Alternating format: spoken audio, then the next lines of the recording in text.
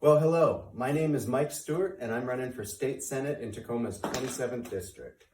Thank you very much for joining us here again in our Drop 4. And so we're going through 15 different drops, and each drop has kind of a consistent grouping of videos. And so in this case, it's kind of our concept, and then we do our dub public and etiquette, and then we're going through 75 total kind of Washingtonian issues. And the big concept on the Washingtonian issues isn't to, try and, kind of throw stones in glass houses or something like that. It's to introduce new thinking. And in the bigger picture, this race isn't as important as kind of cherry picking what the best ideas are of these 75 and figuring out, how can we keep those going? Because, great ideas benefit everybody. And, sometimes there's concepts that, just need to be introduced because somebody else can look at it and fracture it and, take better thinking out of it than the original thought even knew existed. And, sometimes like as a kind of a brainy thinker, like sometimes that's like what you need. Like I remember one time I was walking down the street in San Diego and like something just hit me and just stopped. And like, I was like, that's the piece. And like, that's how it fits. And like, you probably look like a weirdo, right? But, it's a big deal and it happens. But, that just happens from going through different, knowledge-based thinking, ideas, exposure. There aren't secrets for where breakthroughs come from. And we can't force these breakthroughs, but, we got to keep thinking bigger and keep figuring out how can we create more and more environments for these breakthroughs to happen. And part of that is, in the real world, part of it is in the digital world, part of it's in the commerce world, part of it's in the charitable world. There's so many different pieces, and it's not always about where they intersect.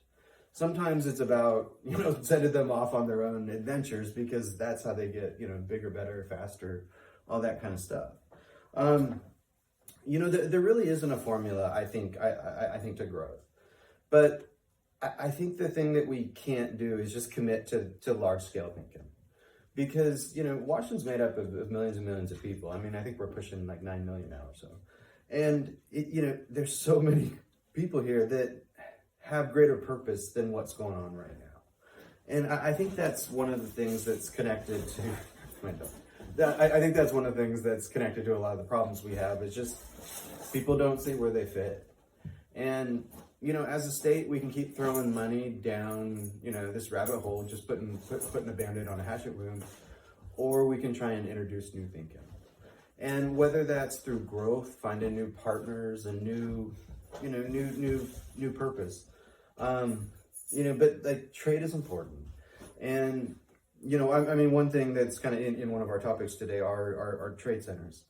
And, we want partnerships, but partnerships that become human. Where they're not just commerce, and it's not just about boosting this GDP number and this and that, but like, how do we trade knowledge with these different places? Like, how do our farmers talk to their farmers, And I just think there's so much that can happen. And so today, kind of what we're going to go through is, we're talking about growth here. The dub public and etiquette we're going to cover in this drop is young voter development. And so to me, young voter is kind of 18 to 25. I'd say kind of that year before, you get dropped from your parents' insurance, if you're on it, let's say. And then we're going to go through 5 issues. And these are issues 16 to 20. And so it's the Eastern Snowbird Project, the Top 10 Productivity Focused, the Immigrant Development Partnership, Trade Mission Global Centers, and Talent Recruitment Division. And so the larger idea is that, there's concepts of these that fit into growth. There's a lot that, don't also, they're just kind of off on their own. And just by connecting everything and bringing everything together, I think we can find even additional synergies and more opportunities. Because, Washington is a place, right? It's a inside of our fences, this is what we call ourselves. But that doesn't mean that we just exist here. And I think with Washington, I'd say I'd probably call us the 4th most relevant state in America. You got California, you got Texas, you got Florida.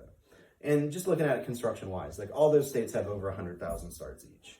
No one else is really even close to that. But, when it comes to like looking at our businesses and looking at our people and looking at our diversity and looking at so many other things, like, I just think Washington's special. I mean, it's not just because, I'm from here and grew up here, all that, but Washington's a special place. Beautiful land and wonderful people. I think that's kind of what makes Washington. But like, going forward, Washington can only stay great if people want it to. And that does require effort. And it's not just yelling at everyone else that your way is the best way. I think it's a future that just continues to fracture. And where different groups take on more purpose, because I think it's okay that we fracture so long as the pie's growing. Because, we have like hyper communication now, right? Like deconstruct everything and its method.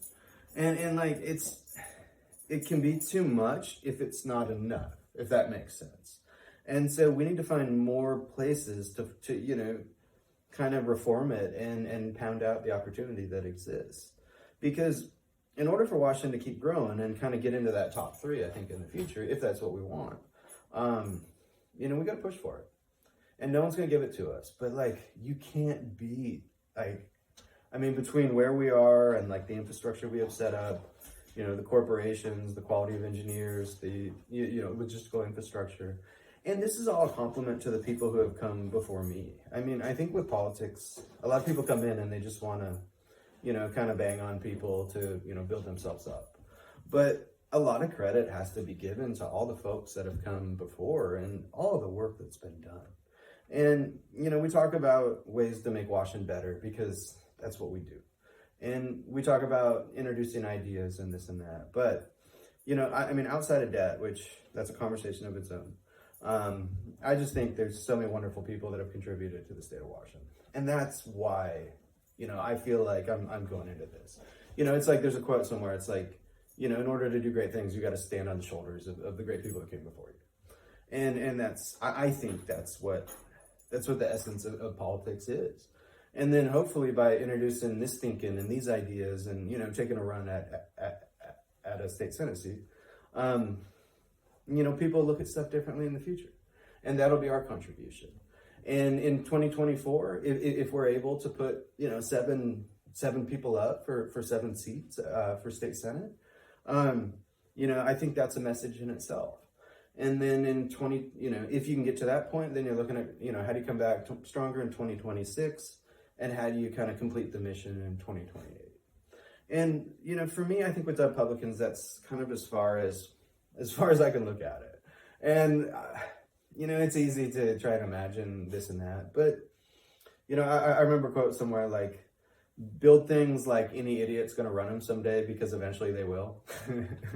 And so, like with Republicans, I think it's important to try and recruit the best, but it's important to try and simplify, what motion and what action you want out of those people once they're, under your roof. And like, how do you onboard and stuff like that? So anyways, on that note, I kind of look forward to jumping in here, and cluster 4 is where we, kind of start to hit that next gear. So away we go.